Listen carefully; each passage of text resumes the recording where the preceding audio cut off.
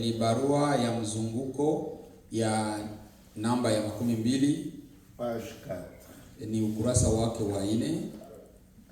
Ni ya c'est le chapitre janvier 1980. Ni mwezi wa kwanza mwaka wa 1900. C'est le chapitre direction et soumission.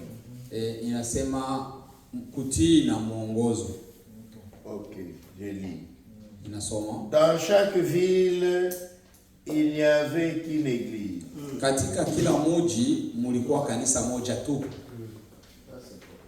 Et c'est à elle que les épîtres des apôtres étaient adressées. Na ni kwa ile kanisa moja ya mji ndio kwenye mabarua ya Paulo ilikuwa inaandikiwa, ilikuwa inatumwa. Le signe d'une véritable prédication apostolique. Alama ya mahubiri ya kweli ya kimitume. Le signe que vous travaillez dans le même esprit avec les apôtres. Alama ya kuonesha kwamba mnatumika katika roho moja na mitume. Consiste dans un travail en commun. Inahusikana na kazi ya umoja. Harmonieux. Kazi ya kutumika na watu wengine. Travailler avec les autres. Kutumika na wengine. Chaque année. Kila mwaka. Tout le temps. Kila wakati. Jusqu'à la fin de votre vie. Hata mwisho wa maisha yako. Travailler pour le Seigneur. Unatumikia Bwana. Vous ne voulez pas faire ce que l'autre fait. Haupendi kufanya vyenye mtu mwingine anafanya. Tu fais aussi ta part. Fanya na wewe yako sehemu. Vous travaillez toujours ensemble. Unatumika kila pamoja. C'est le signe que vous travaillez dans le même esprit que les apôtres. Ile ndio alama ya kuonesha kwamba mko mnatumika mu roho moja na wa mitume. Rien ne se fait parce que l'on prétend savoir mieux. Hakuna kenye kinafanyika wakati uko unajizania kwamba mimi ndio nafanya mzuri. Amfanye kitu hata kimoja kwa maana unawajia sema unajua mzuri mpita. Okay. Ou par un esprit de chicane. Au kwenye roho ya makokotano. Ya mikogotano. Okay. Et là où existe déjà une assemblée dans une ville ou un autre lieu, kama mmoja mshakuwa makusanyiko au sehemu nyingine mshakuwa assemblée, on ne vient pas en commencer une nouvelle. Au kui tena pale pia kuanzisha ile kanisa ya mpya na mshakuwa nyingine. Dieu est le Dieu de sa parole. Mungu ni Mungu wa neno lake.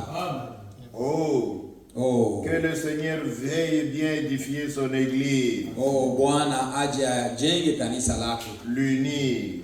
Aliunge pamoja. Et la rendre parfaite. Na alikamilishe. Dans son achèvement. Katika kutimilifu wake. Il connaît ceux qui sont à lui. Anajua walio wake. Il les conduira dans les bons chemins. Atawaongoza katika njia nzuri. Et les protégera. Na atawakinga. Le plus grand obstacle pour chacun. Kikwazo kikubwa kwa kila mtu. C'est toujours le propre moi. Ni ile mimi. Que chacun puisse mourir à soi-même. Kila mtu akufe kwa ule mimi wake. Chaque jour. Kila siku.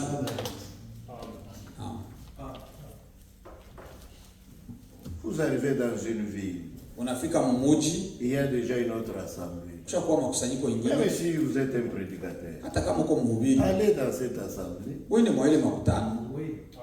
S'il te rapproche. Kama banakukemea au rapproche. Quand te rapproche, kama banakukaribisha huko. T'accorde de parler à leur chair. Kama banakupatia mlango kuongea kwenye mibari yao. Tamie. Ni mzuri. S'il ne te rapproche pas. Kama habakukaribishi, ça ne t'enlève rien. Haikutoi kitu. Tu es toujours un croyant. Uko tu muamini. Si tu brûles d'aller prêcher. Kama unawaka mroho kwenda kuhubiri. Va là où il n'y a pas d'assemblée. Wende kule kwenye hakuna makusanyiko. La terre entière est notre paroisse. Ya parokia yetu ni dunia mzima. Vous pouvez aller là où il n'y a pas d'assemblée. Unaweza enda kule prêcher, et revenir. Unarudia. Il n'y a pas de problème. Hakuna tatizo. Ce n'est pas seulement la chair de ce pasteur là-bas. Haiko tu kwa mibari ya ule mchungaji tu. Non. Hapana. Vous voyez. Non. Donc vous pouvez rester dans l'assemblée tranquillement. Unaweza kubakia makutano na ukimya kabisa. Je ne sais pas si il y a des gens de la RDC ici. Non, il n'y en a pas. Hakuna watu wa RDC. Mon propre témoignage à moi. Je suis de la Ok. Mon propre témoignage à moi a été connu de beaucoup. J'étais pasteur à Muchacha dans une petite ville de chez nous. En 1990, je suis venu à Likasi. Tous les pasteurs, les anciens de Likasi me connaissaient. Je les fréquentais parce que je venais de temps en temps à Likasi, je rentrais. Mais quand je suis arrivé, ils m'ont mis en observation. Ils ne m'ont pas approché à leur chef. Mais de temps en temps, ils me faisaient lever, que le frère qui me s'élève pour prier. Je priais. De temps en temps, je les aidais à interpréter s'il n'y avait pas d'interprète. Et je suis resté parmi eux près de 2 ans. Sans jamais prêcher. Comme j'ai travaillé, chaque fois que j'avais un congé, j'allais prêcher dans ma contrée là où je prêchais d'habitude. C'est-à-dire à Muchacha où j'étais, à Dilolo, dans la région là où j'ai exercé mon ministère. J'allais prêcher là-bas. Quand mon congé terminé, je rentrais. Pas de problème. Et les gens maintenant, les charnels là, ont commencé à passer au travers de ma femme. Comment ton mari, on les néglige comme ça, il ne dit rien, il ne fait rien.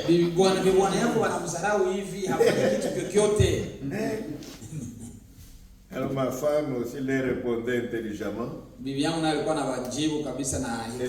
leur disait, c'est que moi, maintenant je reprends les paroles de ma femme. C'est que moi j'aime. Il ne m'a pas abandonné. Il est toujours à la maison. Il n'a pas abandonné l'église. Il est toujours à l'église. Je suis en paix. Je ne cherche pas autre chose. Amen. Amen. C'est seulement près de 2 ans après que le pasteur qui était là, notre vieux pasteur qui est mort maintenant, il est venu me voir. Il m'a dit, frère, nous voulons que tu nous apportes la parole la semaine prochaine. J'ai dit merci frère. C'est ainsi que j'ai commencé à prêcher là-bas. C'est un peu plus tard qu'il m'a fait même son associé. Et ce témoignage a été répandu partout. Que j'étais un homme effacé. Que je n'ai pas cherché quoi que ce soit. Et ils ont beaucoup apprécié cela. C'est plus tard que j'ai commencé à entendre les frères Gonga qui étaient avec nous à ce moment-là.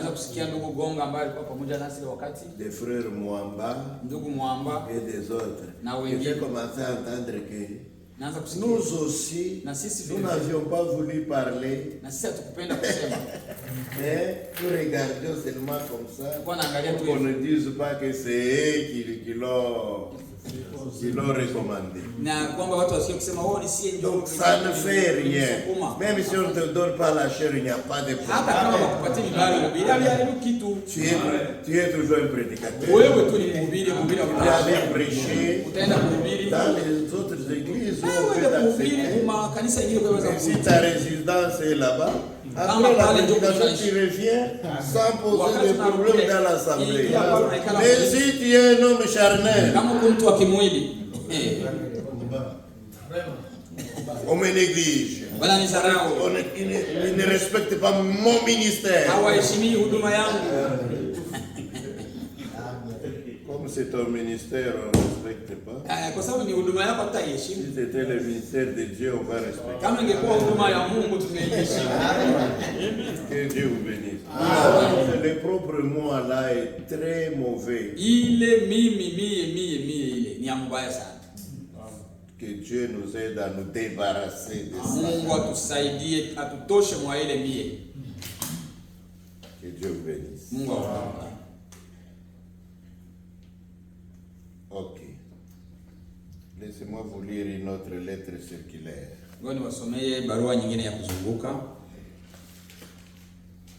Je l'avais ce matin. C'est la lettre circulaire de... Je pense que c'est mars 2008. Nilikuwa nayo asubuhi, nafikiri ni ya mwezi wa 3 2008. March 2008. March 2008.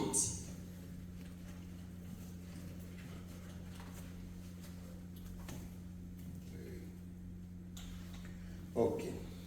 C'est mars 2008, c'est une lettre de quel mois? March. C'est mars 2008. Donc c'est mars. Ya mwezi ya 3 de mwaka wa 2008. Je suis à la page yake. Page 19. Page ya 19, ukurasa wa 19. Oui, c'est ça. C'est ça le... Oui. Nafasi yetu katika neno la Mungu. Page 19. Ukurasa wa 19. Un peu en bas là. Kule kumwisho kule kwa ile ukurasa.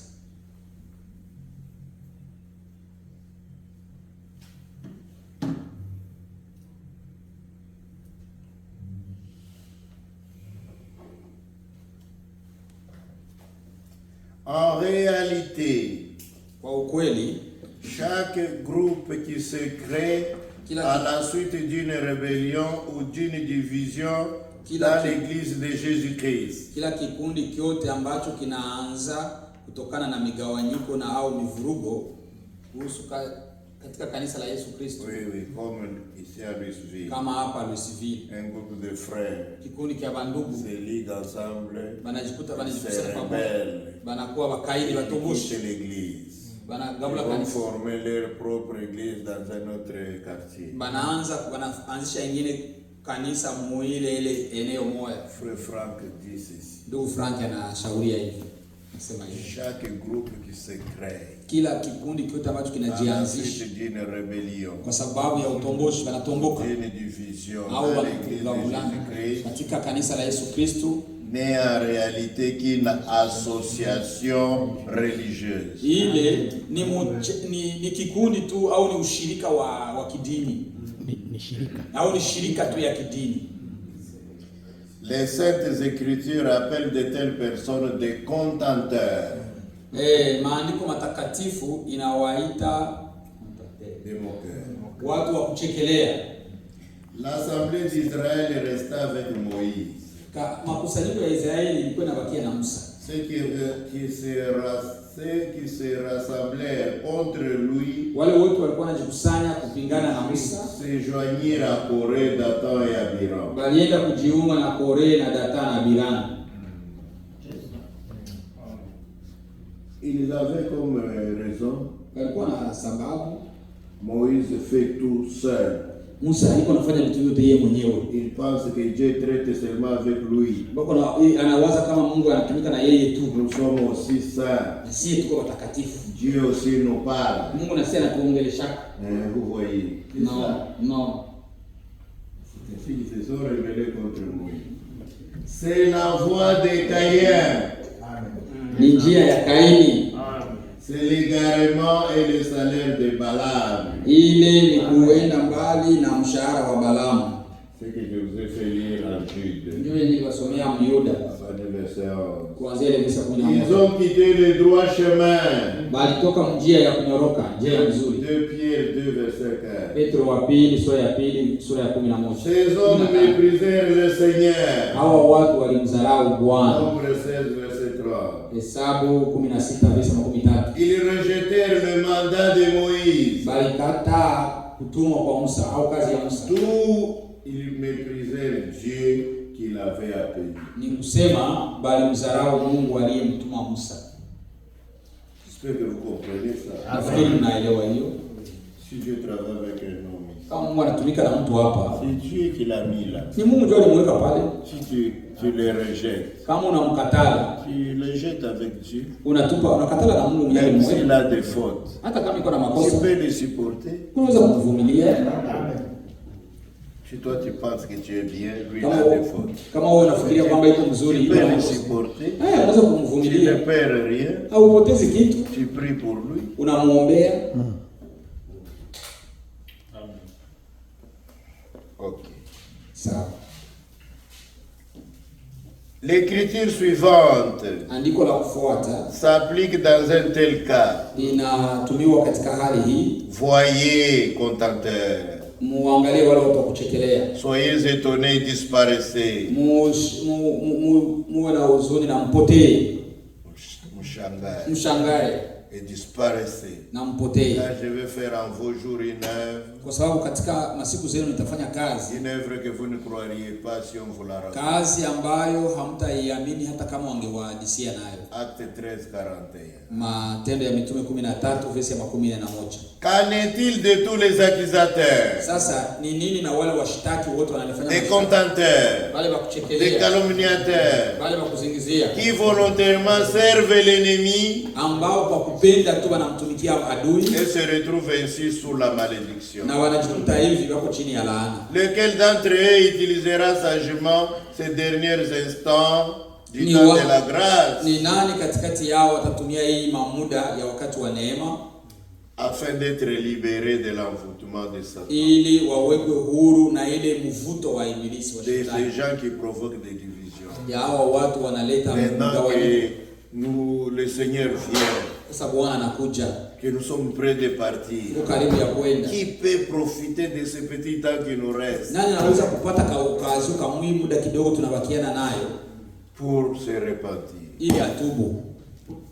Qui demandera pardon? Nani ataomba msamaha? Expérimentera la réconciliation. Na kuweza kuonja ile muunganisho. De ces gens qui quittent les églises. Wale watu ambao wanatoka mkanisa. Qui provoquent ces divisions. Wanaleta mgawanyiko. Qui peut être capable de se réconcilier? Nani anaweza kuwa na ile uwezo wa kufanya mapatanisho? Et de demander pardon. Na kuomba msamaha. Vous voyez? Unaona? Nous sommes des prédicateurs. Tuko wahubiri. Ce que nous prêchons, c'est ce que nous devons vivre nous-mêmes. Je pense que je vous ai dit une chose là-dessus. Beaucoup de prédicateurs prêchent la repentance. Mais quand ils ont tort, ils ont difficile à se repentir.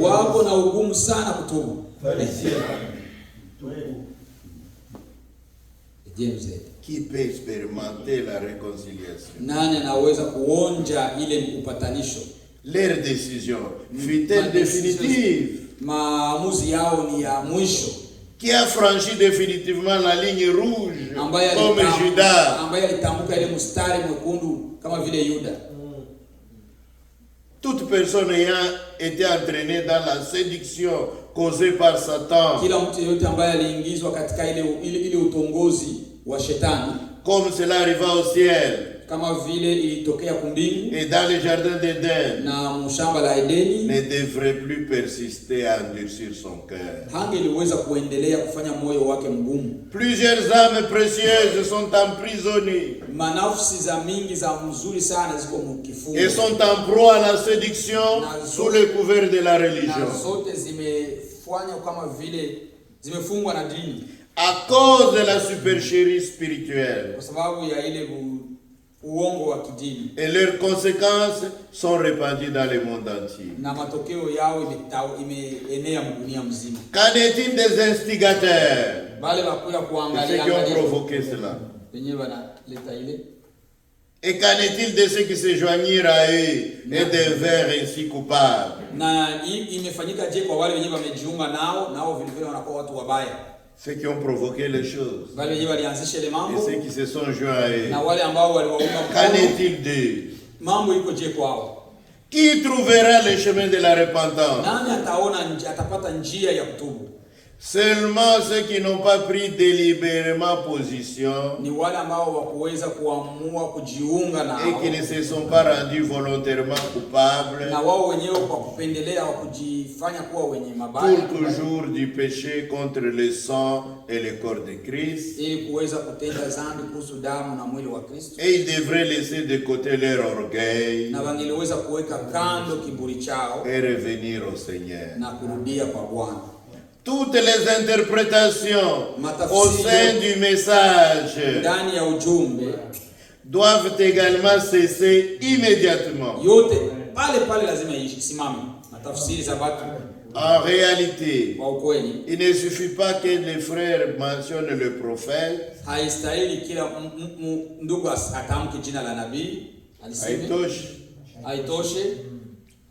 qu'ils parlent seulement du prophète.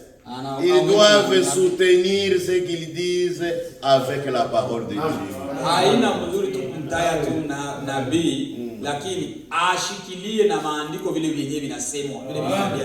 Tous ceux qui ont été déçus parce qu'ils écoutaient, regardaient aux hommes, ceux qui ont été déçus parce qu'ils regardaient aux hommes, même ceux qui regardaient à Frère Branham, ils ont été déçus. Quand Frère Branham est mort, beaucoup sont allés dans les... Ils sont même abandonnés. Frère Franck lui-même, il était au funérailles de Frère Branham. Quand on a enterré Frère Branham, lui ne chantait pas avec les autres. Lui, il pleurait. Il disait, comment l'épouse de Jésus-Christ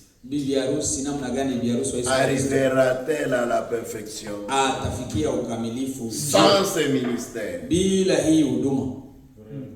C'est-à-dire sans cet homme Branham.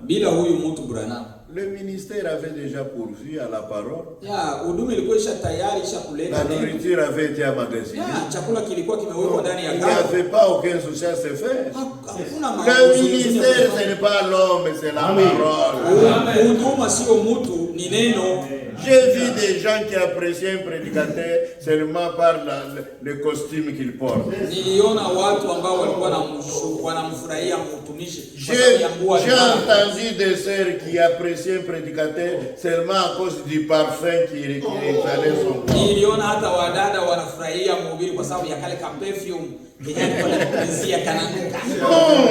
On n'a pas besoin de ça. C'est la parole. Ce qu'il fait, ça nous suffit. Ce qu'après chez Frère Franck, ça nous suffit. On n'a pas besoin de l'homme Franck. Qu'il soit mort ou vivant. Ce qu'il a prêché, c'est ce qui est précieux. Beaucoup ont été déçus. Parce qu'ils regardaient aux hommes. Maintenant, tous ceux qui ont été déçus parce qu'ils écoutaient, regardaient aux hommes, devraient dès maintenant regarder au Seigneur et lui faire confiance afin de ne plus se laisser à nouveau décourager. Les bons bergers appellent toutes les brebis errantes.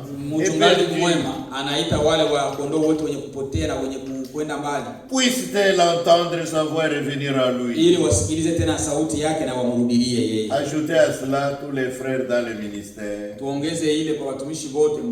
se sont retrouvés sous une mauvaise influence devraient se libérer du piège de l'ennemi. La vraie unité dans toute l'église aura lieu seulement lorsque l'unité parmi ceux qui prêchent la parole sera évidente.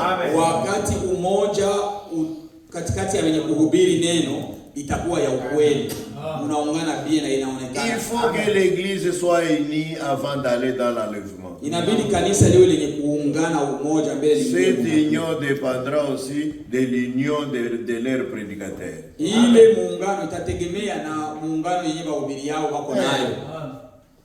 Sinon, le Seigneur essaie de les unir. Les prédicateurs sont en train de se tirer dessus. Satan a été vaincu. Il a perdu pour toujours tout droit. Et toute prétention s'il est racheté. Lui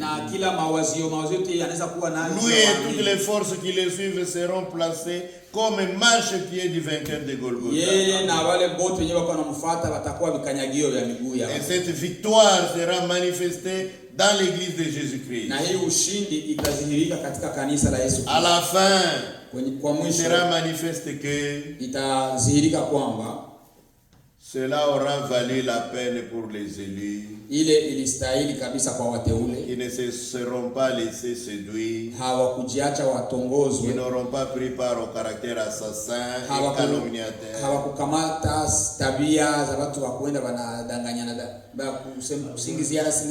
Car ils trouveront grâce devant Dieu. Ils prendront la place que Dieu leur a réservée dans l'église des premiers-nés. Je continue seulement à lire. Avec foi, je continue à maintenir à la parole écrite dans les livres du prophète Isaïe. Isaïe 53, verset 17. Verset 17. Toute arme forgée contre toi sera sans effet. Et toute langue qui s'élèvera en justice contre toi, tu la condamneras. Tel est l'héritage des serviteurs de l'Éternel. Tel est le salut qui leur viendra de moi, dit l'Éternel. En accord avec ma responsabilité devant Dieu, je continuerai à porter l'évangile éternel jusqu'au moment où je serai enlevé dans la gloire avec tous les justes arrivés à la perfection.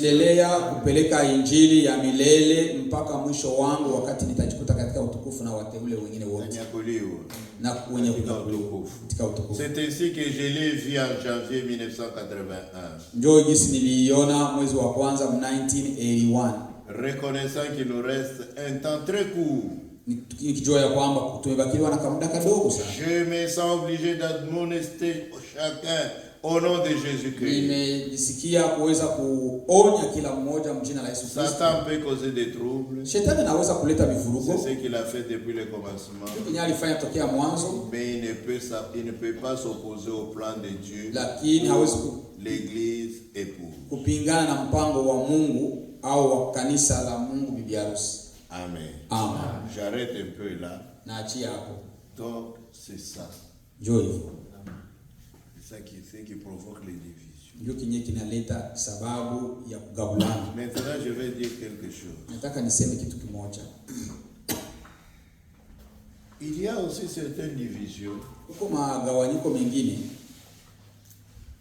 qui sont provoquées par les bergers eux-mêmes. Les bergers qui dirigent les églises avec seulement l'autorité personnelle. Ils prennent des décisions. Ils grondent tout le monde.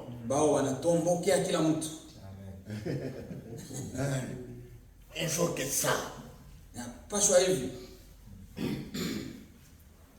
Il travaille avec brutalité. Et les frères, les autres frères se sentent mal à l'aise. Quand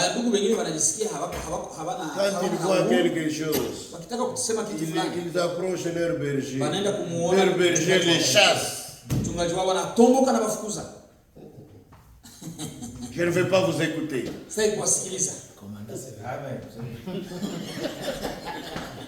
Vous me suivez?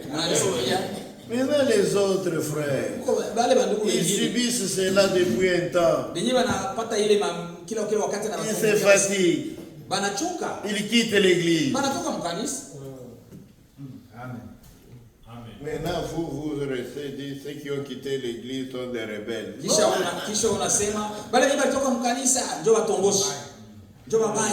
Dieu connaît les responsables qui a provoqué ça.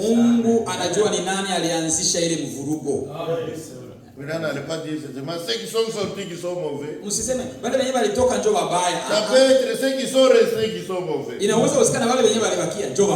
Donc il faut surveiller cela. Que chacun fasse correctement son travail. Un vrai berger, c'est un porte-fardeau. Il peut supporter beaucoup de choses que les autres font. Il a beaucoup de temps qu'il passe dans la prière. Pour prier pour l'église. Vous voyez. Il a été fait. Quand quelqu'un a été placé berger, il faut que Dieu l'assiste. Il lui donne aussi l'onction de berger. Pour pouvoir supporter des choses qu'un autre ne peut pas supporter. De telle manière, si des frères ont un caractère un peu dur, il les appelle, il leur parle pour les corriger dans la douceur. Dans la douceur, pas dans la brutalité.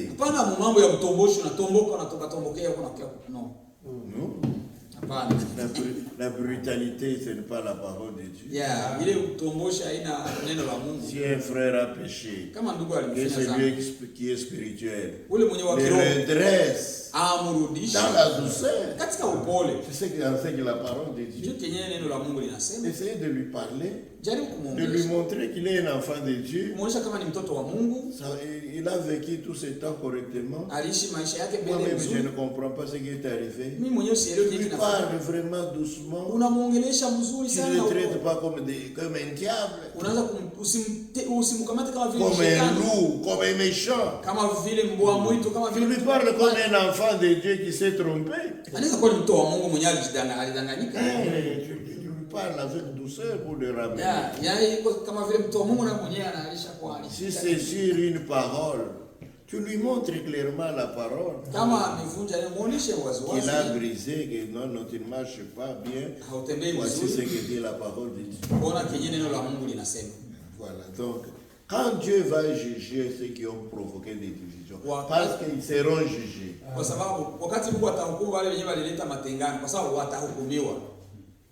Dieu va juger celui qui est réellement responsable d'avoir fait ça.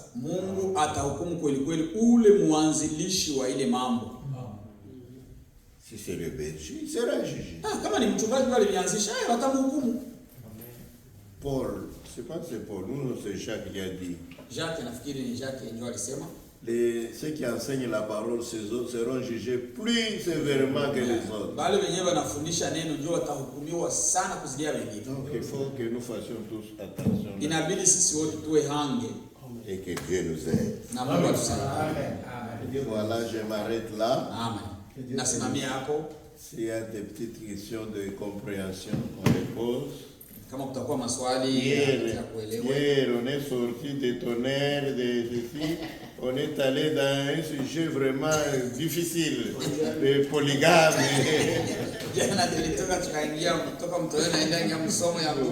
J'espère qu'aujourd'hui on sera quand même centré sur ça. Mais je ne ferme la bouche à personne. Comme nous avons l'occasion d'être quand même ensemble, on peut parler même des choses et d'autres, sauf il faut surveiller les temps pour qu'il préside. Kama mtu anaweza kuwa na swali nyingine anaweza kuileta, lakini tutachunguza muda. Asante sana ndugu, Mungu akubariki. Amen. Tunafurahi kabisa hii muda tunakuwa. Je, tunafurahi ndugu walikuwa katikati yetu? Amen. Ilikuwa mzuri ndugu, tunafurahi. mtuhurumie kwa sababu uandike ile wazo. Tunapenda mtu kwa sababu tukiingia kwa maswali tutapata muda ya swali. Mimi nawaza jana nilichelewa sana. Haikuwa kutaka yangu, mimi ilikuwa programu za kazi walikuwa wamenikatalia, ndio maana nilifika nyuma. Hata leo mimi napima chelewa kidogo. Hapana, ulipima chelewa, ulichelewa. Hapana, ulipima chelewa. Utoe ile ngazi. Basi hata leo nilichelewa. Lakini niko kulingana na hii Wakorintho wa kwanza sura 1 shairi ya 10 inatuambia tuseme maneno mamoja. Na najua hapa tuko watumishi sisi wote, wengine ni wachungaji. Kwa nini kunakuwa makanisa zimoja tunakuwa hatutasema lugha moja? Huko kwenye tunaweza fika unasoma sawa hii lettre circulaire. Donc unakutana watu wanamirmire, unakutana ile eglise haielewe vitu vyenye viko. Sasa mtu anaweza sema anakubali huduma ya Branham, anaikubali nusu na haikubali yote, ama anasema nakubali huduma ya Frank. Lakini sawa kunakuwa sawa ka citation, kama vile citation imesomwa haikusema maneno yenye haiko mbiblia, na kizuri tunapataka Frere Frank Mungu alisaidia, anaoneshaka kitu na anatia ile andiko pale ya kibiblia. Kwa nini wamoja wetu wanaweza kuwa wanamirmire na tuko msafari moja na parole inatuambia hapa tuseme maneno mamoja? Tunaamini tukitoka hapa, tutoke hapa na kila mtu anajua kama Frank ni nani, Branham ni nani. Tusitoke hapa kisha kila mtu anasema mie ile ayo sikuikubali. Na hivi tungali hapa, tutoke hapa na tumekubaliana. Sababu huko mtu mmoja ama mtumishi mmoja alikufa Uganda, yeye akasema mimi nakufa tonerist. Niko toneriste 100%, mimi nakufa mwa mafundisho. Atafufuka tonerist. Maana atafufuka tonerist. Sasa mimi ombi yangu nilikuwa nataka mtu ambie kweli watu tunakubali huduma ya Frank 100% na tunakubali huduma ya Branham 100%, kusudi kesho vile visituvunje nguvu. Natoka hubiri huku anasema ile msifuatane na ile si mnajua tangu. Unaona kama ile haiko ya mzuri. Tungetoka hapa na tuko na uhakika, ndio tunakubali huduma na hii tunaikubali. Tukiwa na Biblia, tunakuwa na Branham, tunakuwa na Frank. Mungu ni mwema, alitujalia zile huduma zikapatikana. Sasa